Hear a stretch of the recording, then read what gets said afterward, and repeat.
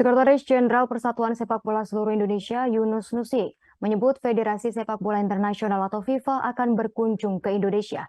FIFA bermaksud melihat dan mendengarkan secara jelas terkait kejadian yang terjadi di Kanjuruhan. Kunjungan FIFA menyusul tragedi usai Arema FC kalah dari tim tamu Persebaya Surabaya dengan skor 2-3 pada Sabtu 1 Oktober 2022 malam. Yunus Nusi mengaku khawatir FIFA akan memberikan sanksi kepada Indonesia karena tragedi tersebut. Yunus berujar pihaknya terus menjalin komunikasi dengan FIFA.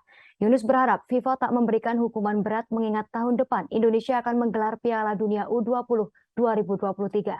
Menurutnya tragedi ini menjadi atensi semua pihak termasuk PSSI. Yunus pun berharap agar tak mengambil keputusan terburu-buru. Sebagai informasi, sepak bola Indonesia tengah berduka lantaran lebih dari 100 orang meninggal dunia di Stadion Kanjuruhan, Kabupaten Malang.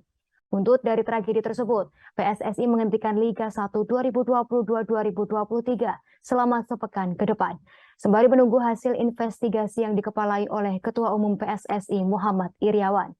Yunus dan pihaknya akan melihat perkembangan imbas tragedi ini. Yunus menyebut apabila harus dihentikan dan ditambah waktu penghentian,